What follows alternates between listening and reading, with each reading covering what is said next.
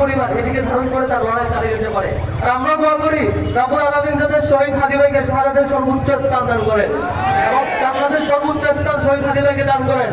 এবং একই সাথে আমরা এক হাদী ভাইকে হারিয়েছি, রব্বুল আলামিন যাতে আমাদের এদেশের লক্ষ লক্ষ তরুণকে এই শহীদ হাদী অনুশীলন করে হাদীর পথ ধরে আধিপত্যবাদের বিরুদ্ধে ভূমিকা রাখার তৌফিক দেয়। আজকে ডাকসুর আহ্বানে এই সমাবেশে যারা উপস্থিত হয়েছেন পরিবারের পক্ষ থেকে এবং ডাকসুর পক্ষ থেকে এবং আজকে সংহতি জানানো প্রত্যেকটি সংগঠনের পক্ষ থেকে আপনাদেরকে আবার ধন্যবাদ জানাচ্ছি, বিপ্লবী মোবারকবাদ জানাচ্ছি। আগামীকাল 5 জোহর জাতীয় সংসদের দক্ষিণ প্লাজায় আমাদের জানাজায় হাদীর শহীদ হাদীর জানাজায় সাক্ষাৎ হবে এবং সেখান থেকে আধিপত্যবাদের বিরুদ্ধে বিশাল এক বিক্ষোভ মিছিল শাহবাগের অভিমুখে আসবে ইনশাআল্লাহ।